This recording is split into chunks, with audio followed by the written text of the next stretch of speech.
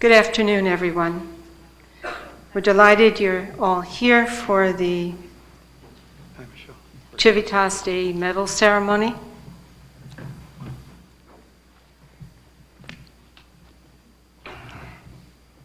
We will begin this afternoon with an opening prayer, followed by reading from the City of God,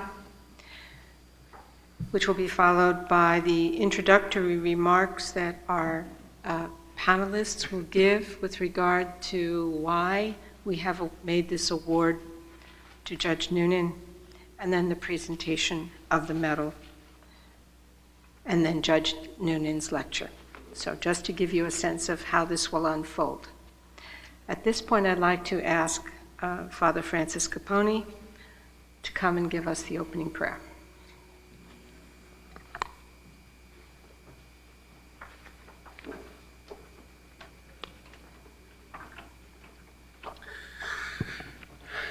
In the name of the Father, and of the Son, and of the Holy Spirit, amen. Loving and merciful God, we give you thanks and praise for the gift of this day and for the gift of new life in Christ. We ask that you send your Spirit upon us, your Spirit of wisdom, that we may more closely understand your will, and your Spirit of strength, that we might be enabled to do it. We ask that most especially you send your healing upon all those who need it, especially for Judge Noonan, and for all those who require the healing which comes only from Christ. We bless all those who are traveling this day, and all those who are participating, and we ask that you bless them as well through Christ our Lord. Amen. Holy Spirit, amen.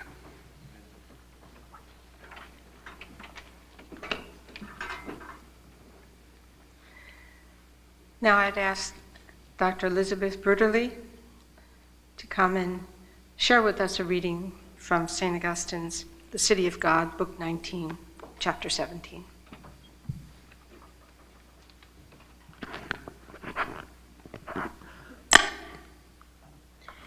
A house of people who do not live by faith pursues an earthly peace based on the goods and advantages of this temporal life.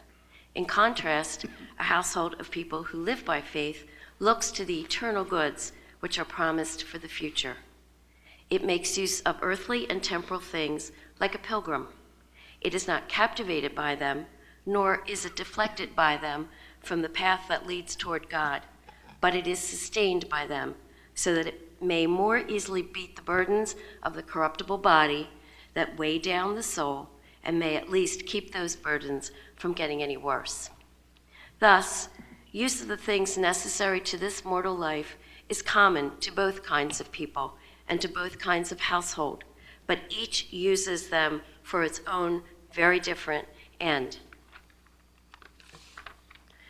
So also the earthly city, which does not live by faith, seeks an earthly peace, and it establishes a concord of command and obedience among its citizens in order to bring about a kind of accommodation among human wills with regard to the things that pertain to this mortal life. And the heavenly city, or rather that part of which is on pilgrimage in this mortal existence and which lives by faith, must of necessity make use of peace as well, at least until this mortal existence for which such peace is necessary passes away.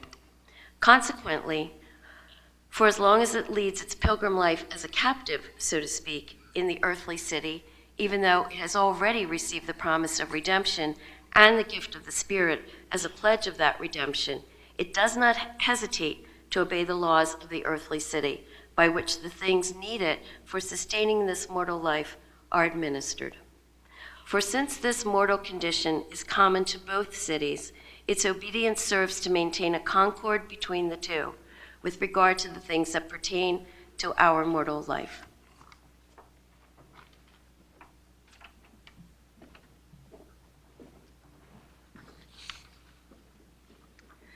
Today is a special day for us and for Villanova University as we celebrate the Civitas Dei Medal and honor its second recipient, Judge John T. Noonan, Jr. To begin, I want to take a few minutes to share with you all what this medal signifies for our community. Over the past 13 years, the university, and in particular the Office of Mission and Ministry, have focused attention on retrieving and renewing our Catholic Augustinian intellectual and historical identity, because we believe that its richness and substance is a most valuable tool for navigating a world of complexity and ambiguity. We have dedicated the month of November at Villanova as Augustinian Heritage Month, and in fact, today is the birthday of St. Augustine. It is also the feast of all the saints of the Augustinian order, so it is the most appropriate day. We think that it is also appropriate that this commemoration take place during this month each year. The scope of the Catholic intellectual tradition stretches over 2 millennia and extends beyond the theological and philosophical traditions to include literature, art, design, and scientific exploration. It encompasses a sacramental view of reality and human experience, seeking to uncover and proclaim the deepest meaning of the universe and humanity. It was about 3 years ago that we began thinking about such an award in order to give prominence to this tradition, to honor those who have made significant contributions to it, and lastly, to inspire others to continue to enrich the tradition. In his seminal work, The City of God, St. Augustine articulates a distinctive commitment to intellectual engagement between the church and the world. With the Civitas Dei Medal, Villanova University seeks to recognize Catholics who through their work have engaged the church and the world, faith and reason, and who have made exemplary contributions to the Catholic intellectual tradition, and who have shown particular commitment to the pursuit of truth, beauty, and goodness. In the words of St. Augustine in The City of God, Book 14, what we see then is that two societies have issued from two kinds of love. Worldly society has flowered from a selfish love which dared to despise even God, whereas the communion of saints is rooted in a love of God. In a word, this latter relies on the Lord, whereas the other boasts that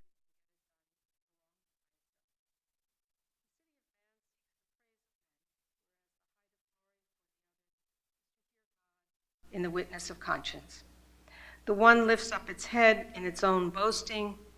The other says to God, "Thou art my glory, thou liftest up my head." In the city of the world, both the rulers themselves and the people they dominate are dominated by the lust for domination, whereas in the city of God, all citizens serve one another in charity, whether they serve by the responsibilities of office or by the duties of obedience. The one city loves its leaders as symbols of its own strength. The other says to its God, "I love thee, O Lord, my strength." In the city of God, there is no merely human wisdom, but there is a piety which worships the true God as he should be worshiped, and has as its goal the reward of all holiness, whether in the society of saints on earth or in that of the angels of heaven, which is that God may be all in all. Through these words, we see the relevance of Augustine's wisdom and find direction for our world today. The Civitas Dei Medal recalls St. Augustine's quest to renew the city of earth with a vision for and faith in what this world can become. The Civitas Dei Medal celebrates contemporaries that have done likewise. I am grateful to all the members of the Mission and Ministry Strategic Planning Committee who worked on this project, and most especially to Dr. Bernard Prusak of the Theology and Religious Studies Department, who suggested the name for the medal, and to Dr. Christopher Janasic, who handled the design and crafting of the medal. Today, actually, it was, we should remember, the committee should remember that it was also Dr. Prusak that nominated Judge John Noonan for this award last year. As a prelude to our presentation of the medal and Judge Noonan's lecture, I want to share with you a little bit about each of our panelists. Our first panelist is Bernard Prusak, Professor for Historical and Systematic Theology in the Theology and Religious Studies Department, has been chair of the Department of Theology and Religious Studies from 2003 to 2012. He's author of The Church Unfinished, Ecclesiology Through the Centuries. That particular book was awarded first place in theology for the 2005 Catholic Press Association Award. He was the editor of Raising the Torch of Good News, Catholic Authority and Dialogue with the World, the annual publication of the College Theology Society, Volume 32. And lastly, The Concept of Particular Church Before and After Vatican II. Michelle Dempsey is Associate Dean for Faculty Research and Professor of Law at Villanova University School of Law. She is a former criminal prosecutor and civil trial attorney whose scholarship focuses on criminal law philosophy, especially as it concerns the state's response to violence against women. She holds a BA in philosophy from the University of Illinois, a JD from the University of Michigan, and an LLM from the London School of Economics, and a DPhil from the University of Oxford. Patrick Brennan is Professor of Law and the John F. Scarpa Chair in Catholic Legal Studies. He joined Villanova faculty in 2004 as the inaugural holder of the John F. Scarpa Chair in Catholic Legal Studies, and later served as the Associate Dean for Academic Affairs and Director of the Joint JD MBA program. Professor Brennan has published 3 books and more than 60 articles, book chapters, and essays. He is currently completing 3 books. His monograph, The Sovereignty of the Good, an essay on law, church, and authority, will be published by Oxford University Press. At Villanova, Brennan organizes the annual John F. Scarpa Conference on Law, Politics, and Culture. It was our plan that each of our panelists would share with you something about Judge Noonan as to why this award is most appropriately given to Judge Noonan. Bernard Prusak will focus on Noonan as prophetic voice within the church, Michelle Dempsey, Noonan as legal philosopher, and Patrick Brennan, Noonan, a personal testimony. Thank you. Bernard.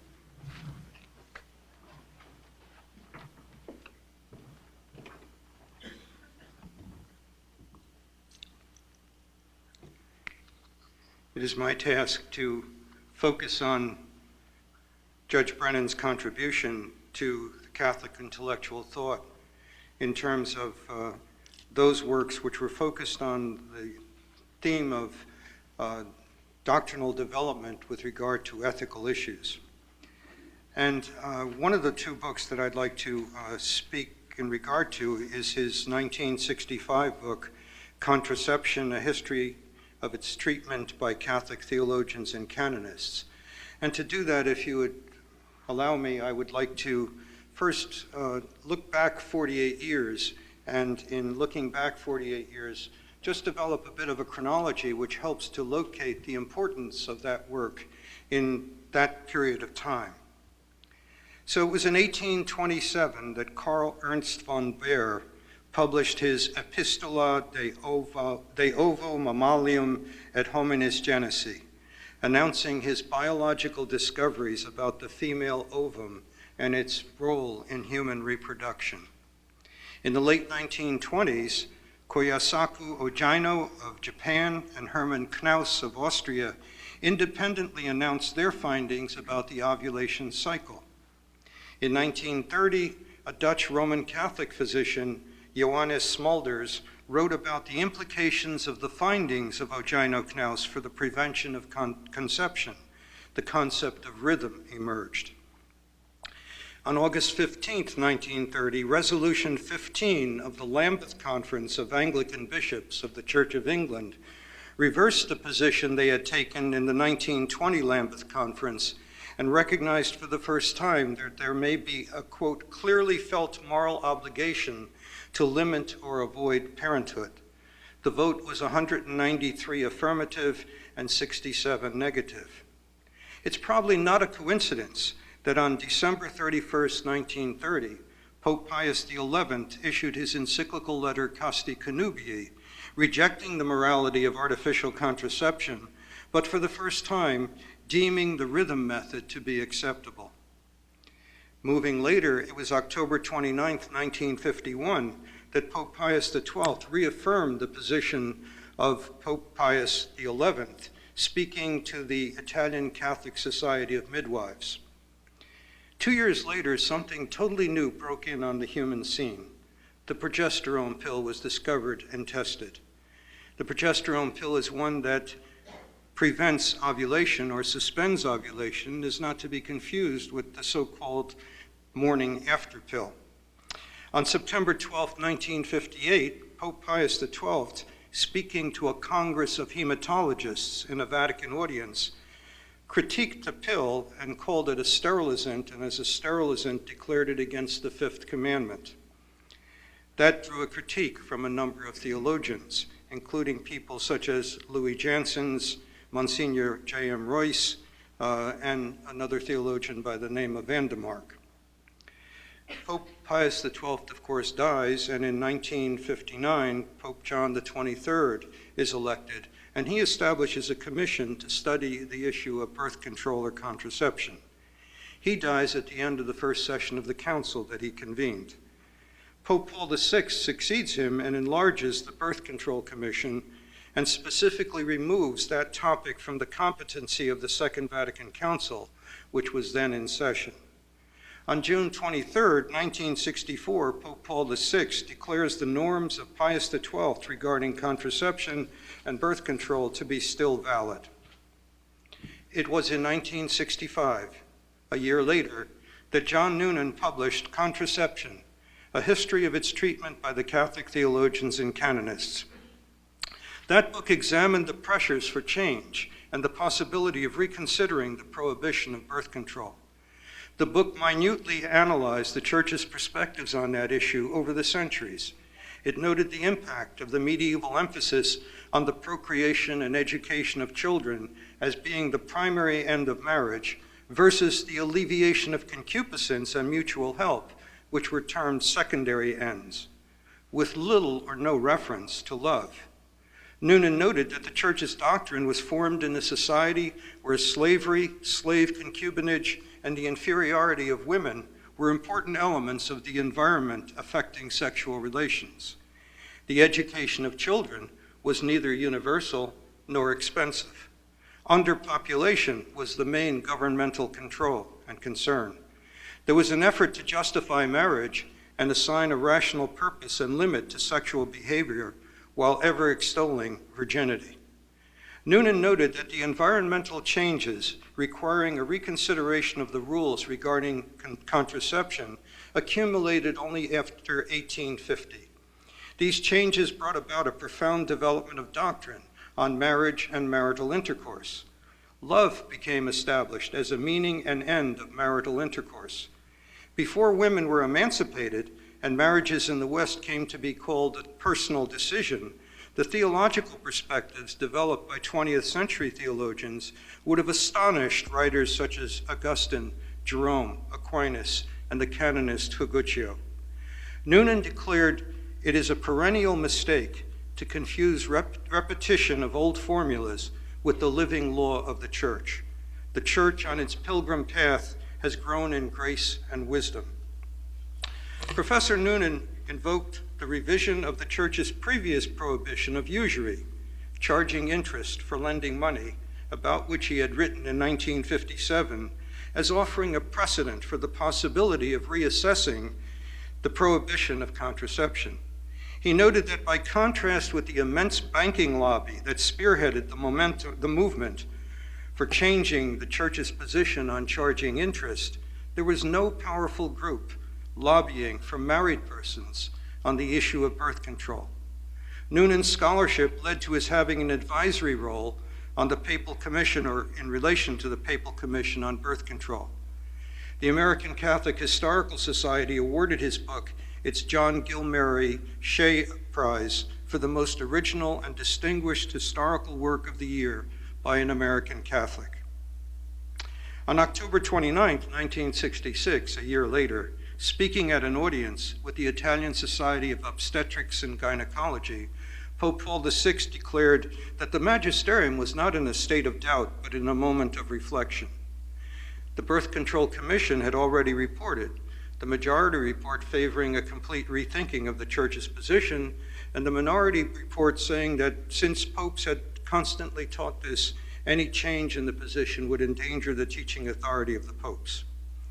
Since Paul VI said that the magisterium was not in a state of doubt, but in a moment of reflection, and he had already received the report of the Birth Control Commission, especially the majority report, one member of the commission leaked the report to the press, and in the United States it was published in April of 1967 by the National Catholic Reporter. Despite the recommendations of the majority of the Birth Control Commission, Pope Paul VI's encyclical Humanae Vitae, issued in 1968, did not change the Church's position. In A Church That Can and Cannot Change, published in 2005, Professor and Judge Noonan documented how for centuries the Church resisted condemning slavery. The book traced the acceptance and practice of slavery in the Christian Catholic tradition. Noonan began with the Hebrew Scriptures and then proceeded through a selective analysis of the Gospels, the epistles of Paul, the early church, medieval theologians and canonists, and the European slave trade, particularly in the time of colonial expansion. He documents that popes received slaves, offered them as gifts, and used them to man the galleys of the Pope's navy, observing that slavery existed in the Papal States in the early 19th century. Missionaries and their religious orders traveling in the path of Portuguese and Spanish explorers engaged in the buying and selling of slaves, and even complained at attempts to limit the number of slaves that they could own. A Christian case against slavery emerged outside the Catholic Church in 1693 at the monthly meeting of Friends in Philadelphia. Quakers took up the cause of abolition and emancipation. Then in the culture of late 18th century England, Jesus' commandment of love finally began to make significant inroads against the institution of slavery.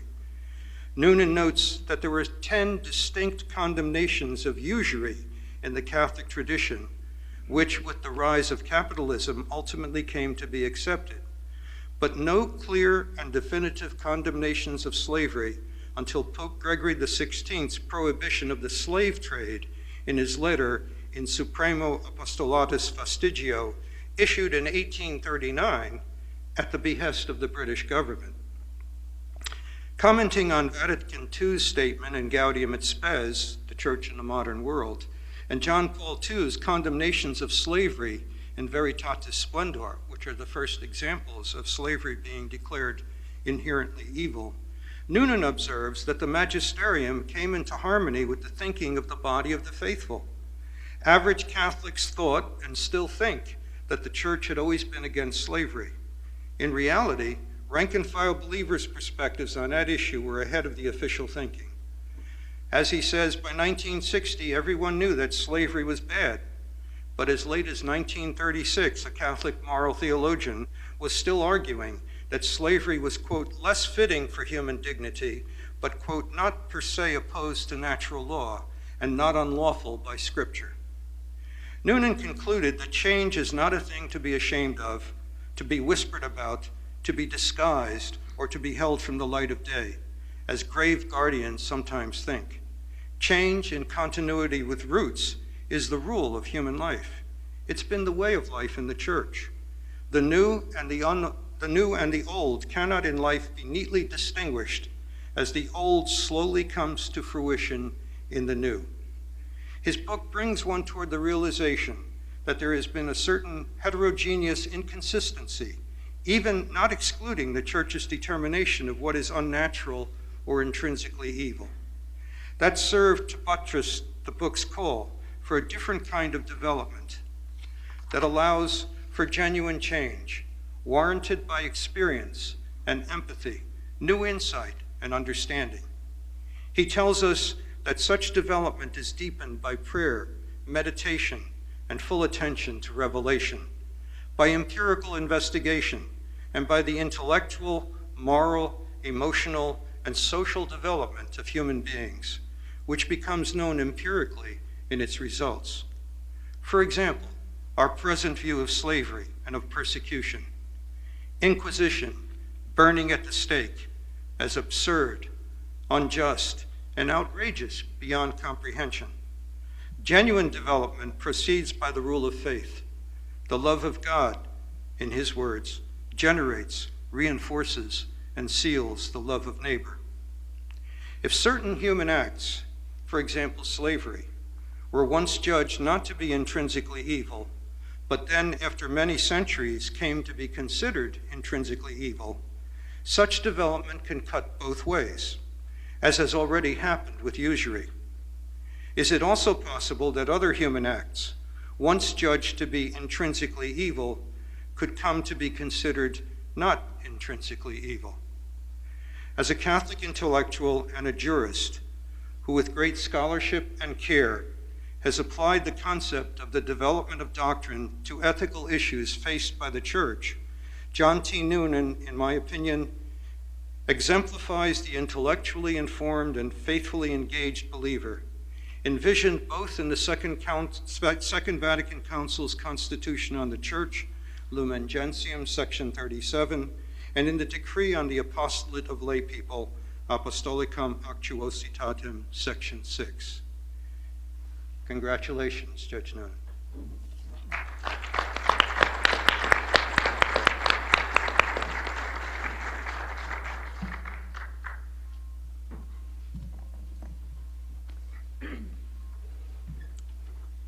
Thank you. And now for something entirely different. As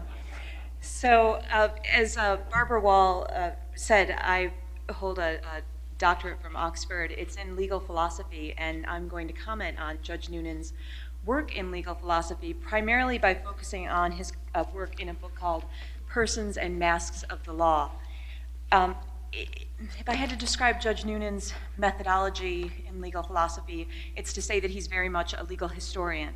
And what I try to do in this paper is to pull out some of the lessons that he teaches us by situating his legal philosophy in the context of some very abstract and boring debates about jurisprudential methodology. So join with me. I'd like to start, in any event, by thanking Dr. Barbara Wall for inviting me to attend and participate in today's event.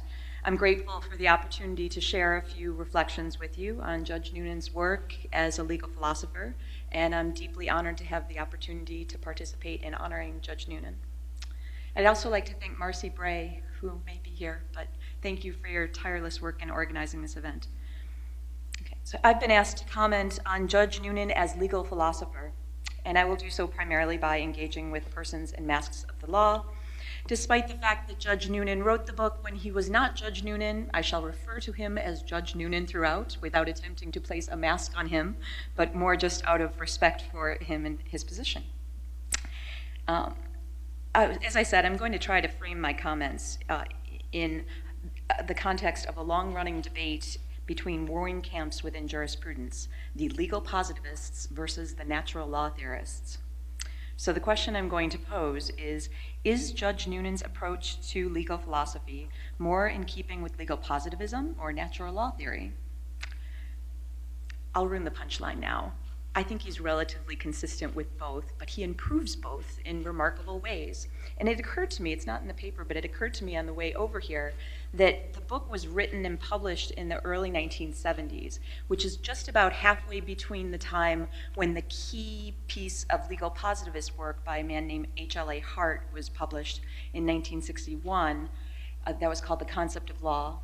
And then later in 1980, John Finnis published what is recognized to be the most famous work of natural law theory. And so that Judge Noonan managed to write this book at that time, right in between Hart and Finnis, and to my thinking, approach the questions of legal philosophy from a methodological standpoint that marks a significant improvement on both legal positivism and natural law theory, I think is reason enough to award the medal. But I'll see if I can explain what I mean by that. So for those of you who have better things to do with your time than keeping up with the finer points of the legal positivist versus natural lawyers debate, let me fill you in on the details. On the one side, we have the legal positivists who hold firmly to the view that law, whatever it is and wherever it is to be found, is posited. That's why they're called legal positivists. They're not positive in the sense of yay law. They think that law is posited, which is to say that if some norm is valid as law, it is valid in virtue of its sources, in virtue of the fact that it has been posited, rather than its merits. So I sometimes explain this to my students in class by having them imagine the old Schoolhouse Rock videos with Bill sitting on Capitol Hill. And I imagine, let's say Bill comes up to you and says, hey, I'm a law. Now, if you're a legal positivist, the first question you're going to ask Bill is, where did you come from? Who enacted you? Who posited you? Were you signed into law by the president after being passed by Congress, or enacted into law by the Queen after being passed by Parliament? You will ask about the social facts surrounding the positing of Bill when he claims he is a law. And if he gives you the right answer that matches up with some rule of recognition in your jurisdiction, then you say, okay, I believe you, fine. What you will not do as a legal positivist is ask Bill whether he's good, what his merits are, whether he makes the world a better place in any way. That's just not the concern of the legal positivists when thinking about the nature of law. They're looking for conditions of legal validity rather than the merits of law. So there are certainly elements of Judge Noonan's work that suggest that he assumes the truth of this basic thesis of legal positivism. To quote, he says, rules of law are formed by human beings to shape the attitude and conduct of human beings and applied by human beings. The idea of law being both formed and applied by human beings, being posited, is consistent with this basic idea of legal positivism. Judge Noonan also acknowledges that the sources of law are, of course, not individually identifiable human beings, but human beings who hold an office, a legal office. So law is not created by Jack or Jane or Bill or Betty. Law is created by legislators or other legal officials who have lawmaking power. By recognizing that law is created by human beings who stand in the role of legal official, and yet the role of legal official is only made possible by the existence of law, Judge Noonan thereby confronts the classic chicken and egg problem of legal positivism. How can law be created by human beings acting in the role of legal official if the role of legal official does not exist without law? As Noonan puts the puzzle, rules mark out the process by which office is achieved. Rules identify the office holder. Rules delineate the boundaries of office. Rules create the roles within which the office holder acts with authority. Now, while Judge Noonan does not set out to solve this chicken and egg puzzle, the mere fact that he recognizes it is further evidence in favor of thinking that he endorses the basic thesis of legal positivism, which is that law is valid according to its sources. Now, in contrast to legal positivism, natural law theory has sometimes been taken to reject the idea that law is valid according to its sources and not its merits. Classical natural law theory has sometimes been characterized, or perhaps mischaracterized, as claiming that an unjust law is no law at all. So think of Bill on Capitol Hill. If you took this view and you found out that Bill was evil, you'd say, you're not a law, Bill. No matter how you got posited, you're not law. Now, modern natural law theorists tend to soften this claim, of course, arguing instead that what is importantly distinct regarding the natural law approach to legal philosophy is the point of view that it adopts when thinking about the nature of law, the point of view that the philosopher brings to the table when thinking about the law. John Finnis puts it in his classic work, Natural Law, Natural Rights: if there is a point of view for which it is a matter of overriding importance that law should come into being and thus become an object of the theorist's description, then such a viewpoint will constitute the central case of the legal point of view. Now, this point of view, as Finnis would agree, is one that takes the human person and the common good of human communities as its focus. Whenever it is the case that law should come into being and thus become an object of the theorist's description, then that is so because the law, if it exists, affects human persons. Now, according to Finnis, the legal philosopher will come to the best understanding of law by focusing on its successful cases, the central cases of law, in which law does serve a common good of human persons. But let us leave that point to one side for a moment and simply conclude that insofar as Judge Noonan's work as a legal philosopher focuses very much on the human person rather than abstract rules, it sits firmly within the natural law tradition. To quote from Judge Noonan, "Rules cannot be the sole or principal object of legal study, legal history, or legal philosophy without distortion. What is distorted is the place of the person in the process." Similarly, in characterizing the legal process, he observes, "The process is rightly understood only if rules and persons are seen as equally essential components, every rule depending on persons to frame, apply, and undergo it, every person using rules. Rules and persons in the analysis of law are complementary."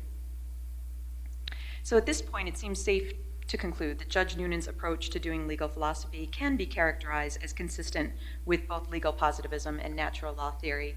Yet I fear that he would resist this claim, and he would not want to be associated with legal positivism. As I say, he was writing in the early 1970s, and Judge Noonan very much viewed himself as railing against what he called the dominance of rules in jurisprudence, which at the time was characteristic of legal positivism. At the time, somewhat still today perhaps, legal philosophy was dominated by an Oxford style of conceptual analysis, with its tendencies to focus more on abstractions over particularities and rules over persons.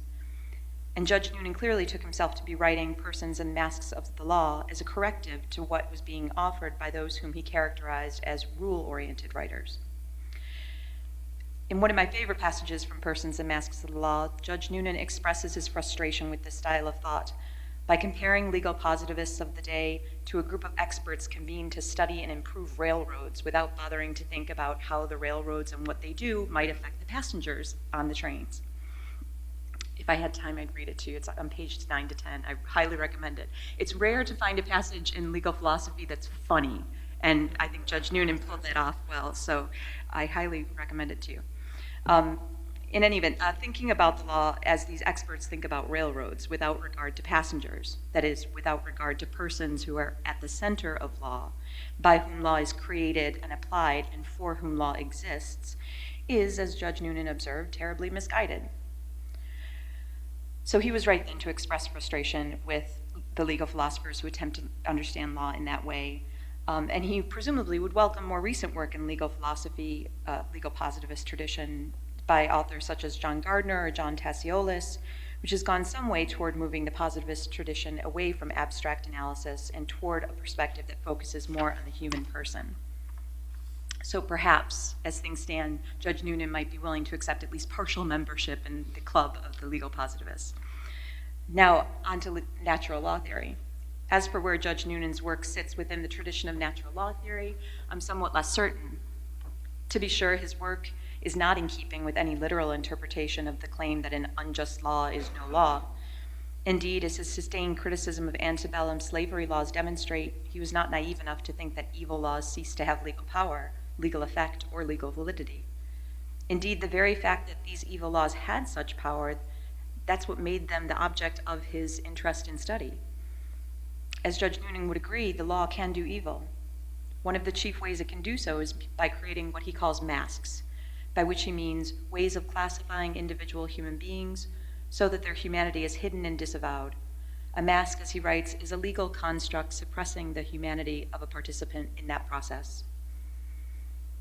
Law that defines persons as property, as was the case under slavery, is paradigmatic of the evil that law can do through imposing masks on persons.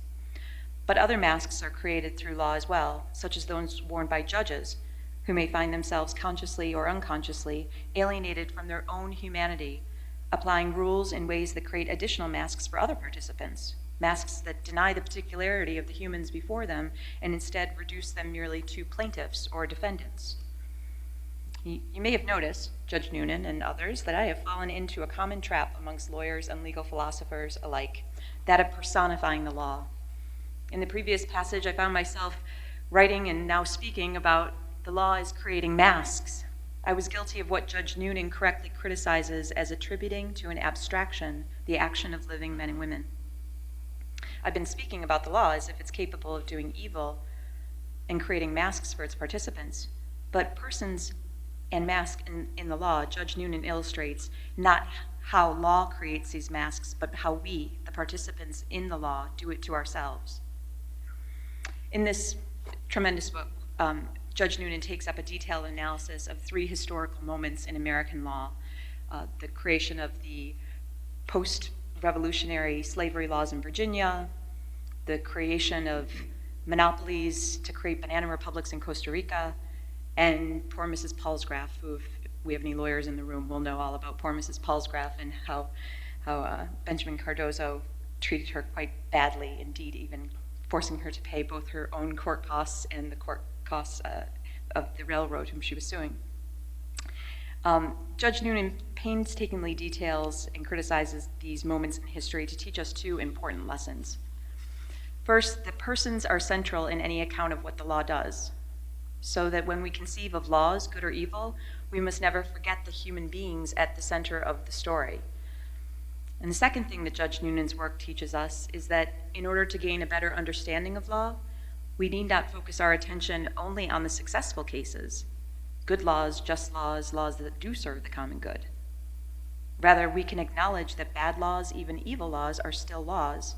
And moreover, contrary to what John Finnis would have us think, Judge Noonan demonstrates that we can acquire a better understanding of law by focusing on instances of bad or even evil lawmaking and unjust applications of the law. So in other words, Judge Noonan teaches us that to remove the masks of the law, the people participating in the law must first see the masks for what they are and understand the ways in which we contribute to their construction. To conclude, I think that there is a case to be made for characterizing Judge Noonan's Persons and Masks of the Law as a work that is situated within 2 competing traditions within legal philosophy, both legal positivism and natural law. But what my comments suggest, however, is that his approach is a significant improvement on both. Thank you, Judge Noonan.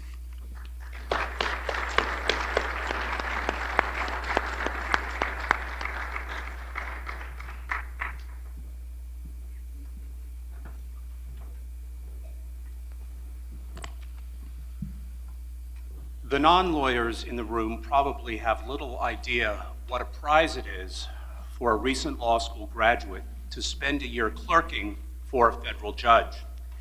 A federal clerkship is the brass ring, and it eludes even many accomplished graduates of the best schools. Following the customary practice, I sent out a stack of applications to federal district judges and federal circuit judges all across the country in the middle of my 2nd year of law school. In a display of either pride or humility, I'm not yet sure which it was, I wrote in my application to Judge Noonan that he was my first choice in the nation. I had first learned of Judge Noonan's legendary scholarly work when I was a graduate student in the Pontifical Institute of Medieval Studies in Toronto, and had even applied to be his research assistant, a job I didn't get, when I arrived at UC Berkeley for law school, where he continued to teach after going on the bench. I was, in short, in awe of the man from afar.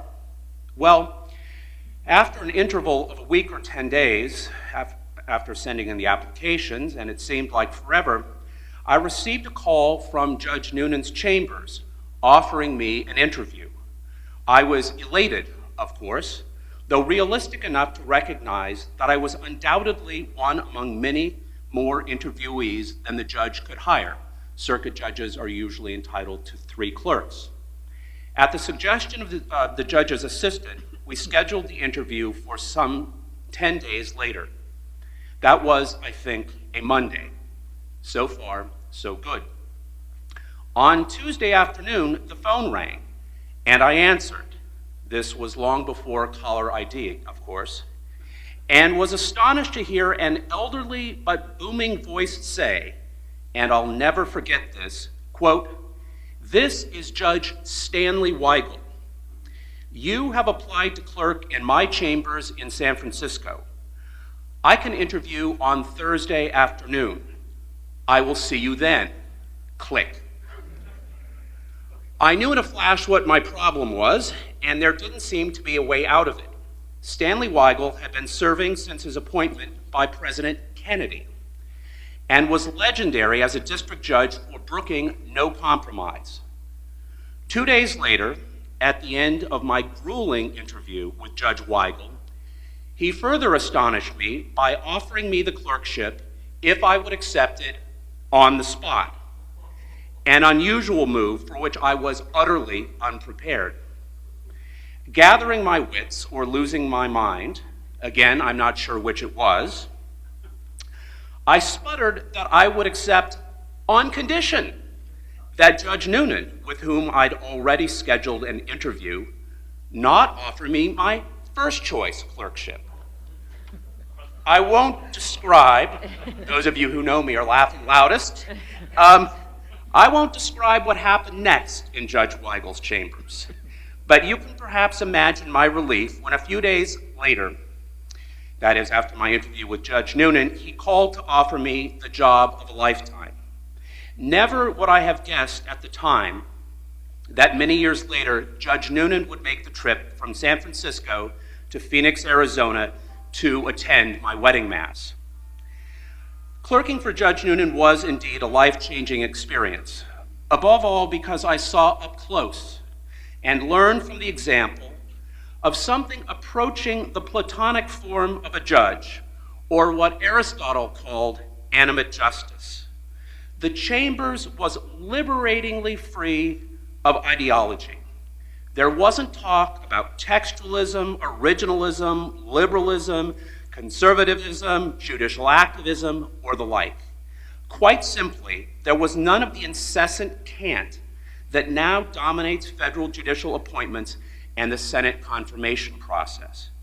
Instead, Judge Noonan knew the facts of every case like the back of his hand, because he cared. And he used legal method and legal reasoning to reach sound judgments.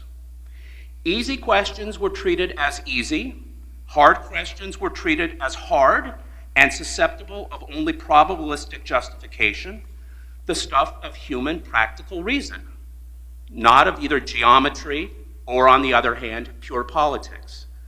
No trace of authoritarianism lurked or threatened. Day in and day out, Judge Noonan worked on quietly resolving what he once famously described as, quote, the central problem of the legal enterprise, specifically the relation of love to power, close quote. This was no loose or sentimental enterprise, but the way the God who created human persons in his own image and likeness intended them to be treated. I would like to quote at length now what Judge Noonan understands the place of love to be in law. Here from a 1998 essay in the Harvard Law Review critiquing the judicial approach or philosophy of Judge Richard Posner, another legendary circuit judge. And now I quote Judge Noonan at length. Love is not simply an emotion, a sentiment captured by Valentine's. It is the love, quote, that moves the sun and the other stars, close quote, that also moves Dante, who declares, neither creator nor creature ever was without love. When God is said to love human beings, an emotion is not being attributed to God. Love is the, quote, word known to men, close quote, Joyce observes in Ulysses. The love that unites man and wife in matrimony is more than a sentiment. Love is a movement of the rational will seeking the good. That movement manifests two human desires, always mixed. The desire to meet the needs of one's own insufficiency and the desire to share one's goodness. The two great commandments of Christ inculcate love. They are the law and the prophets. It is by reflection on the promptings of love that morality begins, that requisite human response to the human stranger, somewhat mysterious in Posner, becomes clearer. Love and do what you will, advises Augustine, not dispensing with distinctions and discipline, but giving love its rightful place. By experience, by analogy, by more inclusive seeing, and also by argument, reasoning, and moral theorizing, morality is developed, and the great commandments become dynamic and move to realization in completeness, close quote. It was a tall order, obviously, and Judge Noonan led by example, of which I'd like now to give 3 examples. First, when offering a potential clerk a clerkship, Judge Noonan cautioned that he didn't use his clerks like any other judge he knew. Most judges, many non-lawyers won't know this, don't write their own opinions, maybe contribute very little to writing them. Judge Noonan insisted on writing every published opinion from scratch, and it was an amazing thing to watch. Most clerks can see their work published in the federal judicial books. He told me I would never see that. Second, most non-lawyers also won't know this. Many cases that are filed in federal circuit courts, that is, federal courts of appeals, don't actually make it to chambers to be heard by a panel of judges. When the cases are received, they're reviewed by a body of career staff lawyers. And it's the job of those career staff lawyers to filter out the cases that are deemed not worthy of the time of the judges, because they're simple enough to be solved by the staff attorneys. Now, this is a controversial procedure, but the burden on the federal bench, especially the Ninth Circuit, where Judge Noonan sits, is such that the court literally can't hear all the cases. And so what these staff attorneys do is rank the cases from 1 to 10 in terms of difficulty. And in order for a case to make it to chambers for potential decision and written published opinion by the court, it has to get a 3 or higher. Cases that are ranked lower are decided by the staff attorneys. And then the usual procedure would be for a group of judges, I think the number was 3, chosen by lot to appear periodically before the staff attorneys, and the staff attorneys would stand up and give brief rationales for the decisions they proposed in the respective cases, and then it was the usual practice for the judges there to rubber stamp them. Judge Noonan wouldn't abide this. He was the only judge on the Ninth Circuit who insisted on receiving in chambers all the briefs in all the cases that the staff attorneys were reviewing. And so when he went and appeared by lot before the staff attorneys, he didn't just rubber stamp. And when the clerks in our chambers would see the carts come pouring in with all the briefs that would have to be reviewed so he could go and make his own independent judgment, I remember the pits we would get on our stomach. But we were wrong, because he made it clear to us soon that he didn't expect us to be the ones who reviewed. Indeed, it was that exigent that he do the reviewing because he was the judge. And we would say, well, why do you have to dig down so deep? Why burden yourself so much? Because he said it is the job of the judge, audi alteram partem, to hear the other side always. He wanted to see what both sides had argued and where it would lead his own mind. Third example, Judge Noonan, when I was leaving the interview, said that he'd already interviewed some candidates and he would interview a few more, and he'd be in touch soon. But after he finished doing the interviewing, he would need to think a little, because he placed a special premium on what he called collegiality and harmony in the chambers. And he wanted his 3 clerks to get along. It's notorious how frequently clerks don't get along, because they're all, by hypothesis, very competitive people who've always succeeded at everything, and they want pats on the head from the judge. And Judge Noonan didn't want to live that way. My 2 co-clerks, Peter and Anton, couldn't have been more different between themselves and from me. Anton was a playboy who wanted little more than to play Nerf basketball when the judge wasn't looking, went out of the chambers, but did great work. My other clerk, co-clerk Peter was a very serious, delightful man who studied history, who PhD in history. And I was the only Catholic in the group. And we got along famously and remained friends until now.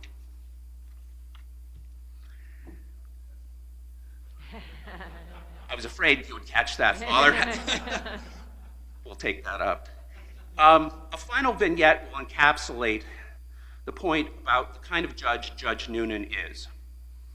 One weekend, well enough into my clerkship that I felt that I was master of the ropes, I went into the chambers on a Sunday afternoon to get ahead on my work so that I could ask the judge for a few days off to take a camping trip with some good friends. At the top of the stack of papers for which I was responsible was a set of briefs in a case that, after a couple of hours of study, I thought was easy to decide.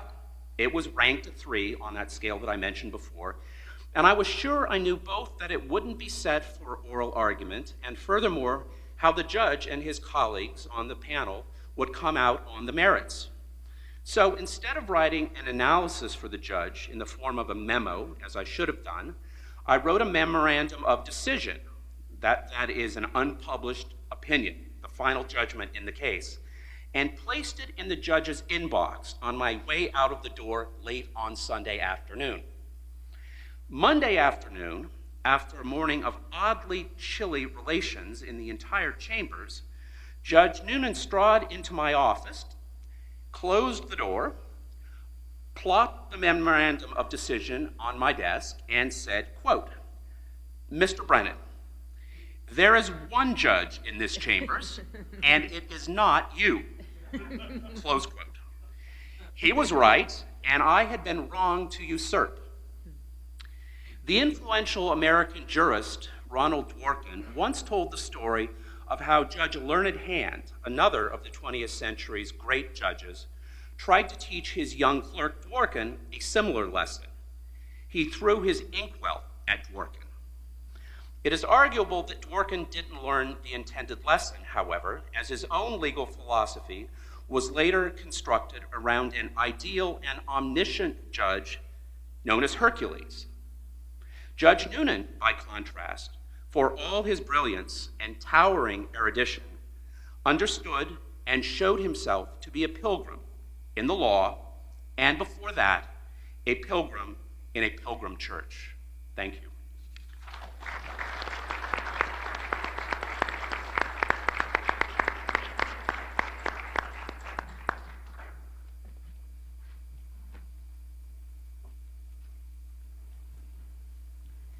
I'd like to thank each of our panelists so very much. You gave us an extraordinary portrait of you, Judge Noonan. So at this point, Father Donahue will confer the medal on Judge Noonan, the Civitas Dei Medal.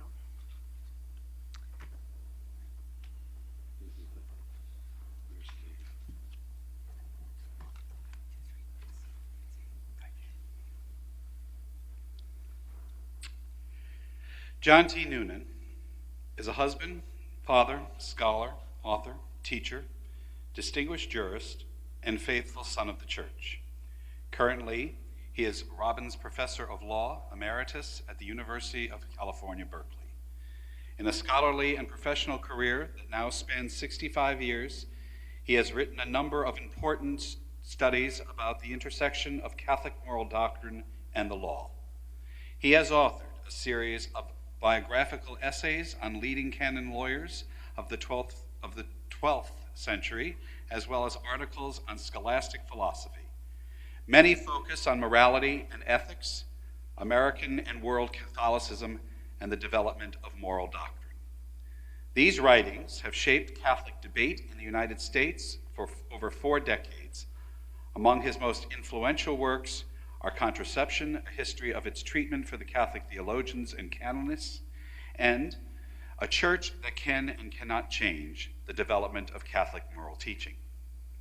As a Harvard-trained lawyer and federal judge, Judge Noonan has helped decide a number of important cases, most notably ones addressing the death penalty and assisted suicide. He has also authored a number of books, papers, essays, and articles, and general interest to the American legal profession. Among the most notable of these works are the luster of our country, the American experience of religious freedom, and Narrowing Nations Power, the Supreme Court sides with the states. In addition, he has served the country as a member of the Presidential Commission on Population, National Institutions of Health, the National Endowment for the Humanities, Ford and Rockefeller Foundation, as well as the American Law Institute.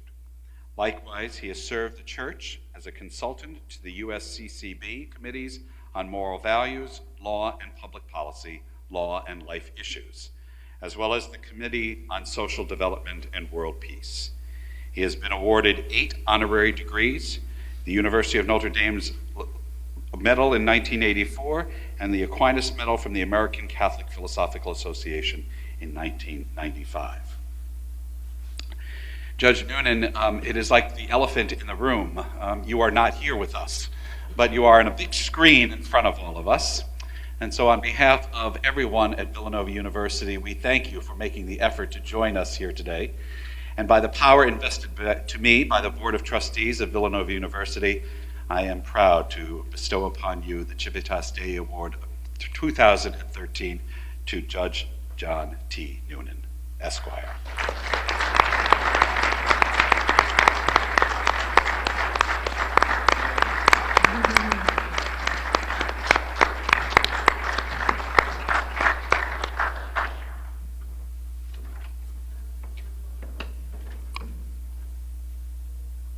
Can you make it better?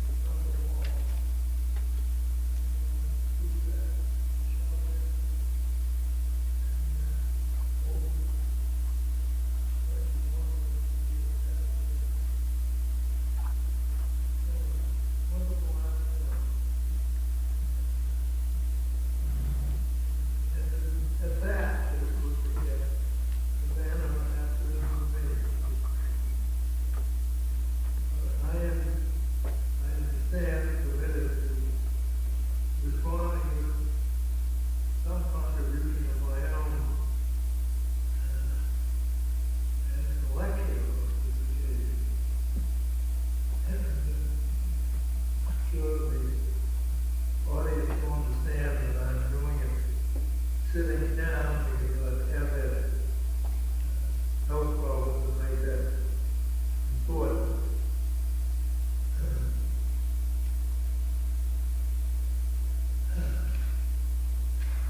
I borrowed my subject and title, The Morals of the Catholic Church, from the Master Moralist, St. Augustine. It was a great book, of course, is ordered in the name of the days of literature. I did not intend to present all the moral teachings of the Church. My more modest aim is to illustrate their character and cause of development, as I have tried to set them out in 3 books.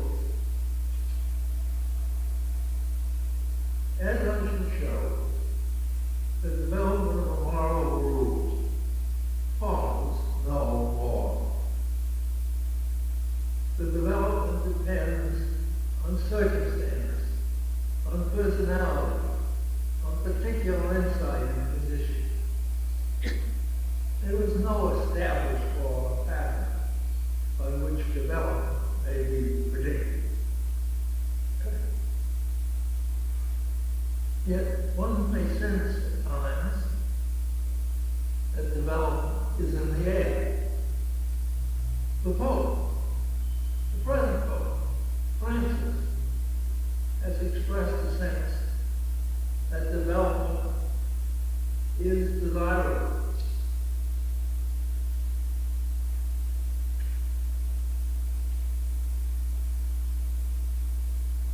As he has put it, I quote, there are always new questions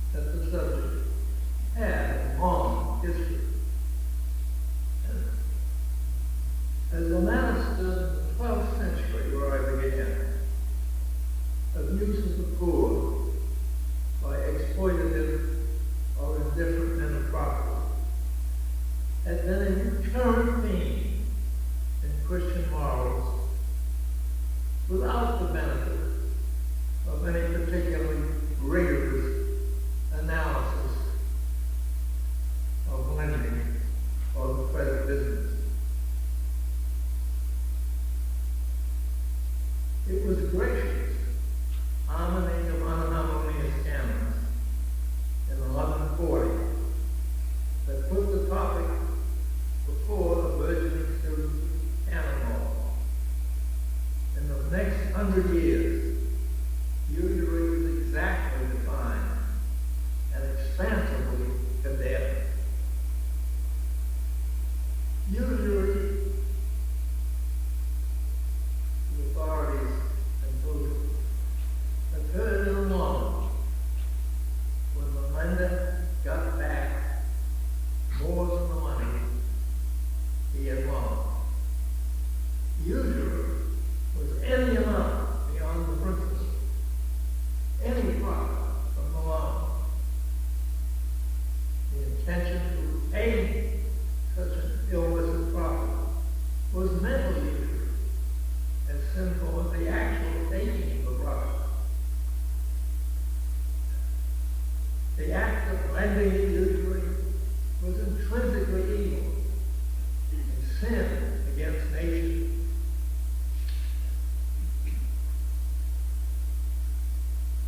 These conclusions had some, but slight, scriptural basis. Psalms 14 asks, Lord, who should dwell in my tabernacle? And the psalmist replied, he who has not put out his money at usury.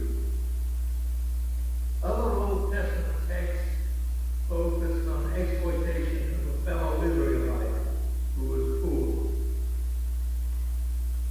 A single line was snatched from the New Testament. I quote, "Lend freely, hoping nothing thereby."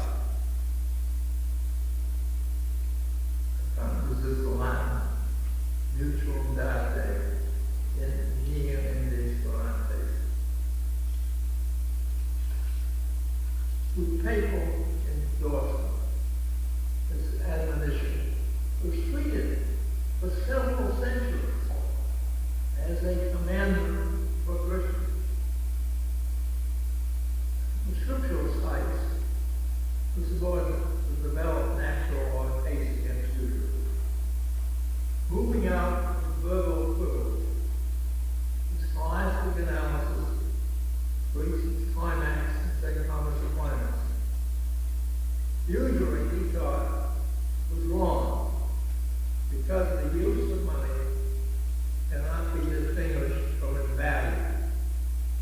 When money is spent, its use and value were expended.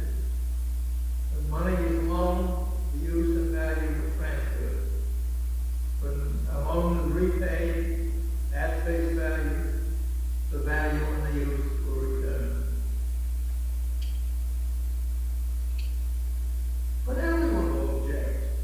A lender loses the use of his money for a time. He charged the time the money is not in his possession. No, the answer is, time belongs to God, or time is common to all. The lender cannot charge for it. This argument is marginally tighter than the more popular one. Money is sterile and cannot breed money. It was supplemented by the argument that money is intended to work as a measure. To value it differently at different times is to distort its measuring function. It is apparent, I believe, to anyone that these arguments depend on the nature of what is a human invention, that is money. Nonetheless, the arguments are presented as if nature supported them. It is also apparent that the argument of nature depends on looking at money as abstractly, not in the circumstances in which credit is extended. Nonetheless, the condemnation of usury has legislative support from the Church. The Third Lateran Council in 1179 declared usury to be condemned by both testaments.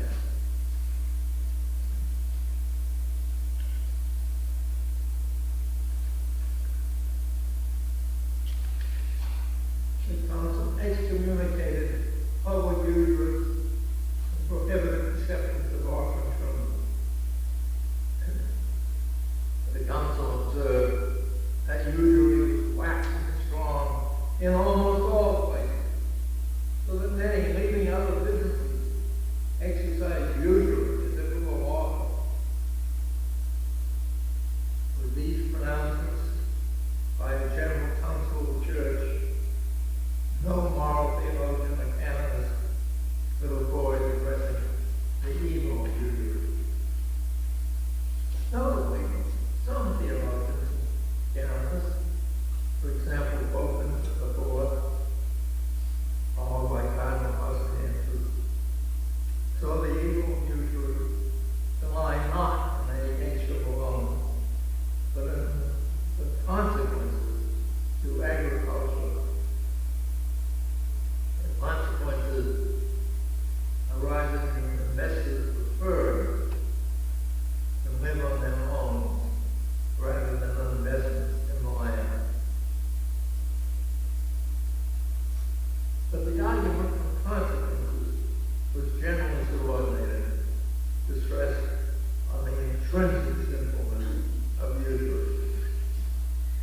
As a climax to the dominant approach, one may consult the sermons of St. Bernardino of Siena. He confronts a popular observation. The state cannot exist without usury. He attempts to show that only a small amount of borrowing is necessary and could be met by charity. But usury, he says, murders the poor. It is a contagious disease, but now all men are usury. And usuries are honored by the state in innumerable ways. He declares people abstain by usury. He names 19 such ways.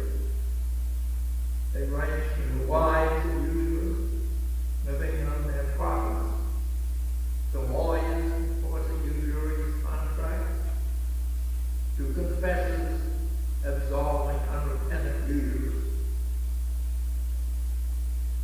In these Jeremiahs of the year 1425, Bernardino depicts his native city of Siena as a nest of usurers. Profit from a loan was out, but suppose a lender lent at a loss. From the first, it was recognized that if a loan was not repaid as agreed, the lender could incur expenses that were compensable. Suppose then the lender had to withdraw money from his lawful trade in order to make the loan. This lender too would suffer loss, damning reversions that was compensable. Suppose the lender gave up the opportunity to make a profitable lawful investment. What he might have made moved from chestnut. Was it not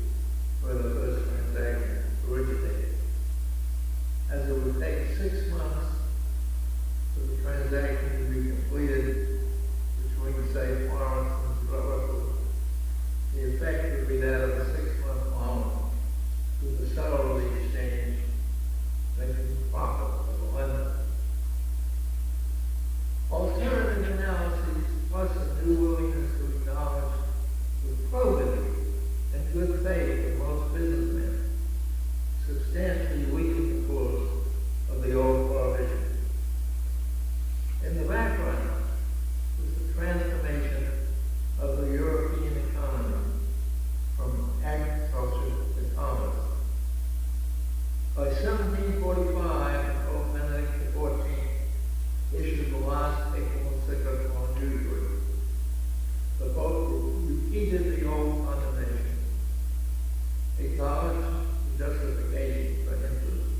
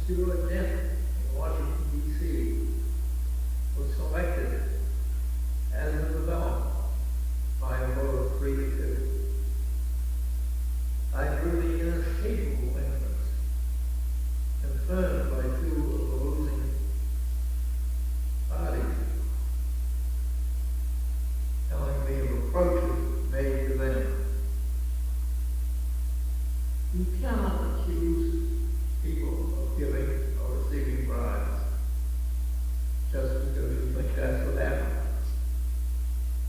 I took the only course available, delay. The delay lasted to the term of one of the majority expired, and I was in the majority. Our rejection of the sentence to the offer was upheld by the Superior Court and by the Supreme Judicial Court. As in the morality fight, my intrepid colleague who stood by me was named Trustman, and the key judge was named Good. With this personal and professional interest, I undertook the study of the subject of bribes. I identified a form. A bribe is an inducement improperly influencing the performance of a public duty meant to be performed without such inducement. The core was stable in a variety of cultures. What was it? An improper influence. And what was public duty without inducement? Change the culture. The specific source of European concern with bribery was liberal. Not because of the Ten Commandments, not because of any words of Jesus, silent as they wrote out on the subject. It was the book of Deuteronomy in the 7th century BC that presented God himself as not taking Shabbat as his offering when he sat in judgment, modeling himself on God. The judges of Israel are exhorted not to take offering. This norm was without specific sanction and without any mention of the giver of Shabbat.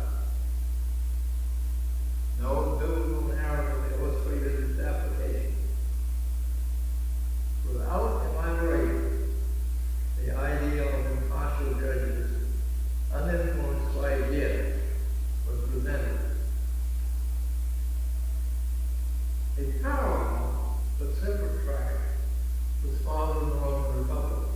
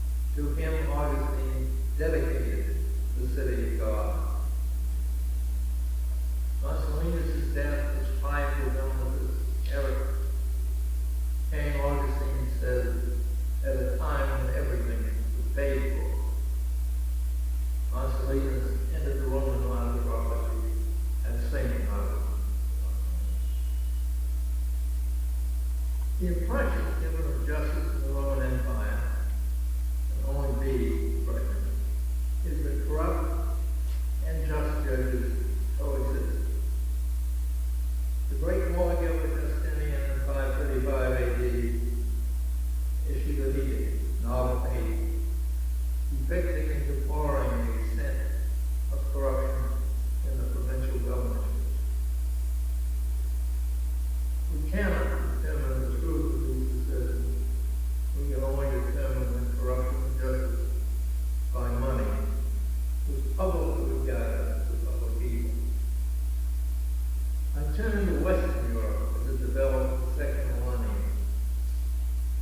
Notably, the reform of the church by elimination of the Simonians, those who bought or sold office of the church, was a popular topic. The Simonian heresy, as it was described, was seen as widespread, but not as inherential. Pope Gregory VII led the campaign, opposed by an emperor, and dying in exile as a consequence. By 1140, the Norman rule set out immigration unknown economy. 49 texts from both councils and church fathers were assembled to show that purchase or sale of spirit was unlawful and void. Gratian also set out a collection of texts denouncing acceptance of bribes by the judge. In the same period, a sharp-eyed priest, John of Salisbury, was observing the practice of the reigning Pope, Eugene III. In 1148, he saw the Pope grant an annulment that had been denied by three predecessors, but was now sole reigns as the Pope reluctantly acquiesced. But when Helmer of Aquitaine sought an annulment from King Louis VII, the Pope set up a royal bedchamber for the couple and invited them to sleep together, a greatly rejection of the case.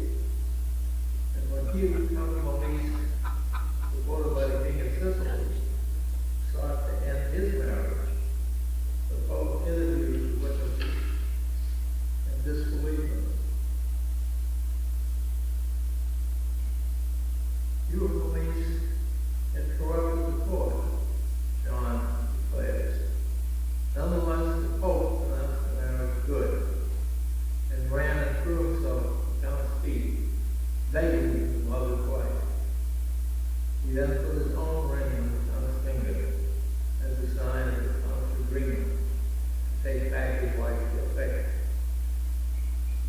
In this account by an eyewitness, the uncorrupted Pope is the giver of gifts.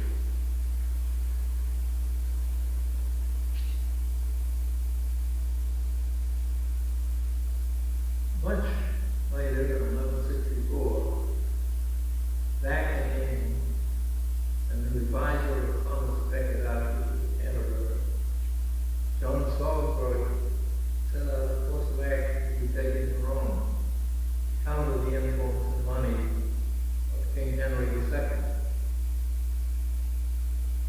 As everyone knows, the quarrel of Thomas and the king ended in the murder of Thomas 6 years later. John's correspondence during this time is marked by suspicion of the play of bribe with the Roman jury. In contrast, in his last stage of Canterbury, John records that Thomas judged cases without bias and without accepting offers, the model of a just judge in John Salisbury's account. The sharpest sense of the evil of bribery is conveyed by Dante, who devotes more attention to this sin than to any other. In the eighth circle of hell, one circle from the bottom, he puts the barricade on a graph. They move quickly to the pitch which they inhabit, and they are hard to spot. Dante satirizes the city of Lucca as a city of grass.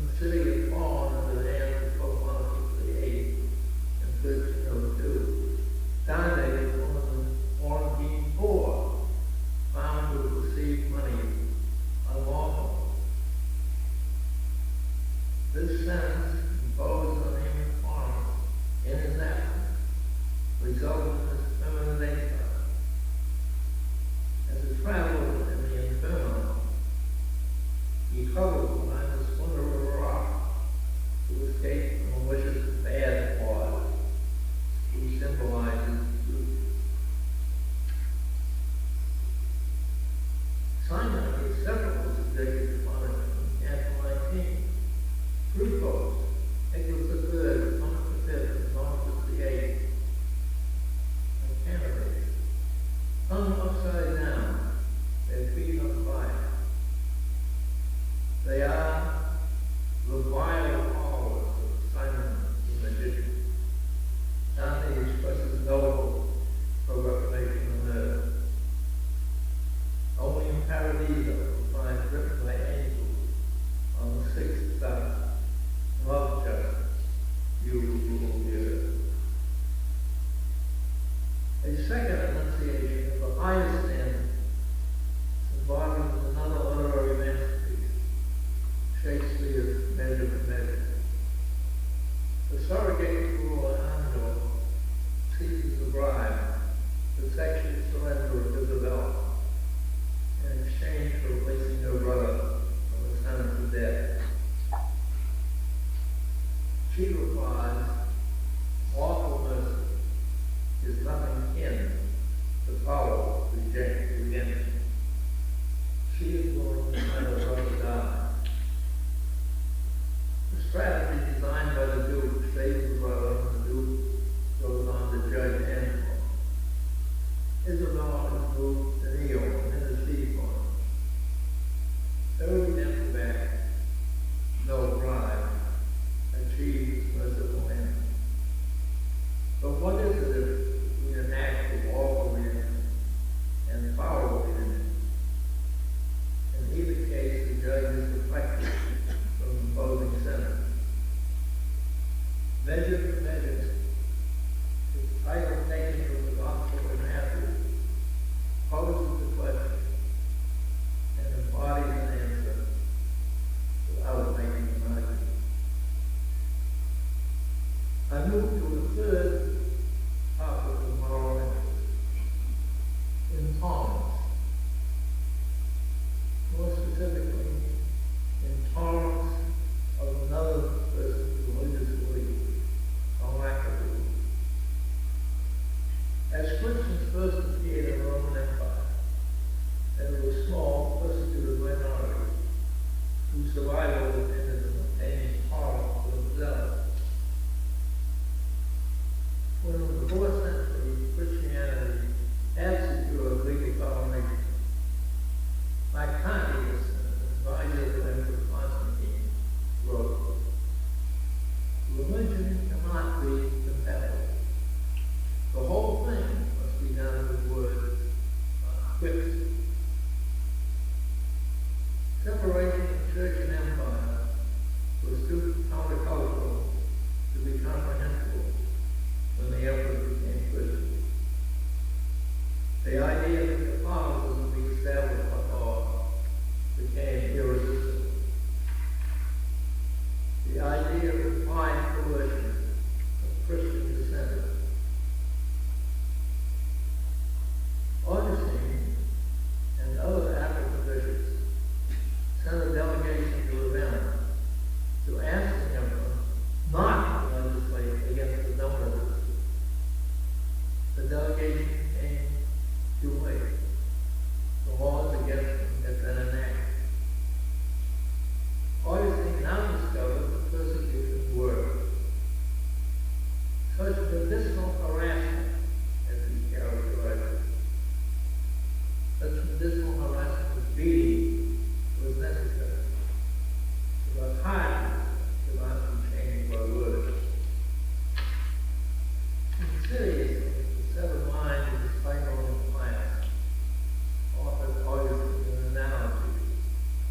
Unselfconsciously, he adopted it. The heretics were like bad slaves who were called back to the Lord by the lash of temple surgeons.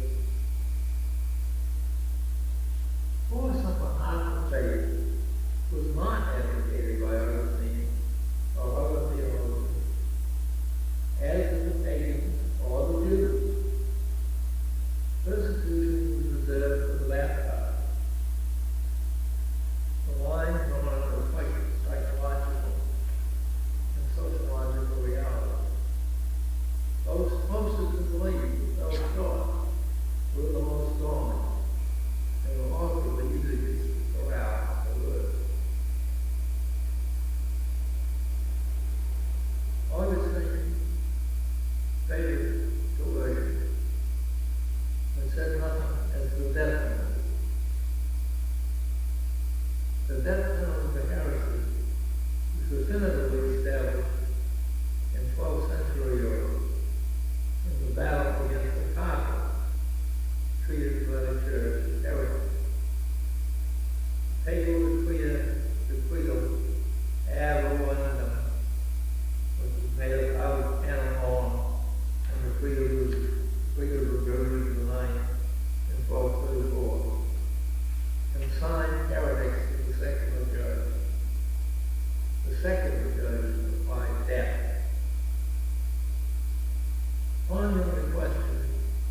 heretics be tolerated?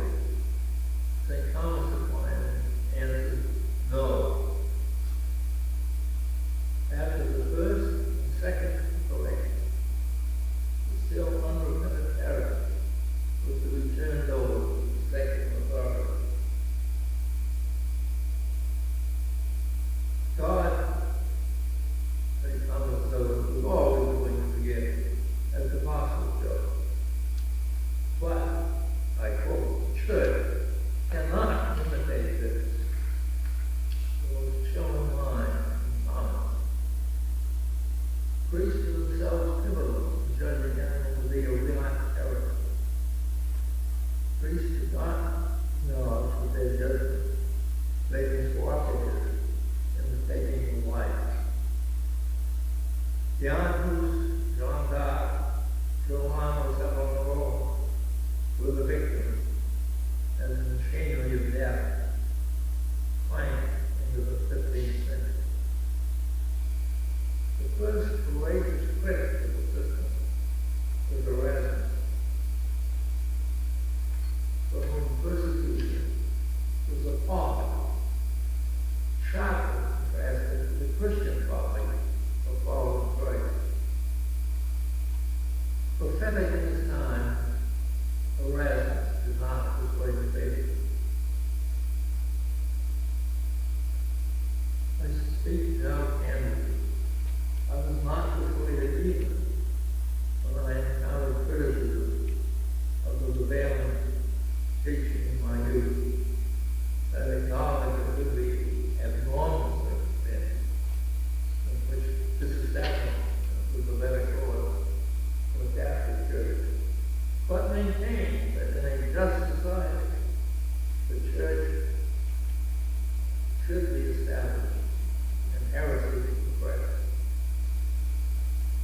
I thought this decision had been mandated by the popes, and I saw no way around it. My convictions changed only in the course of Vatican II. The very long support of religious persecution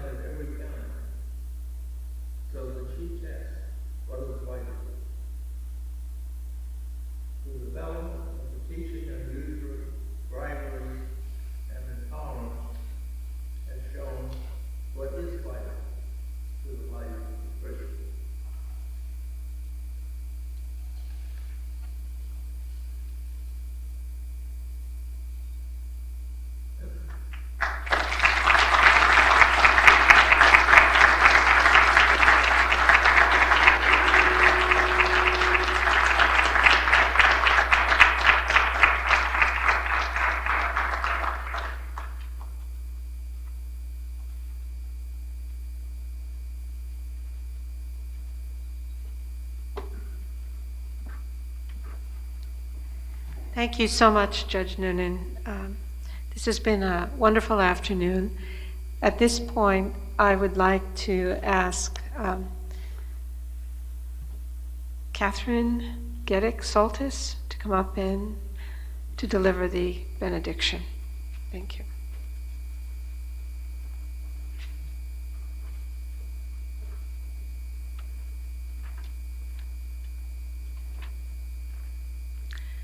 Loving God, let us not tire in seeking you. Let us not forget your presence among us, but place in our hearts a passion for your truth, a trust in your goodness, and a love of your beauty. Renew and enliven our minds so that we may use your every gift to us in the service of the reign of God which you have wonderfully proclaimed. May we discern your truth with humility, speak your good news with eloquence, and persevere in living out your wisdom. Bless our work, bless our celebrations. Open our eyes and hearts to those who suffer and are forgotten. Direct all that we do and are to the benefit of your creation. And let us give you praise, honor, and thanksgiving for your unending goodness. In your name we pray. Amen.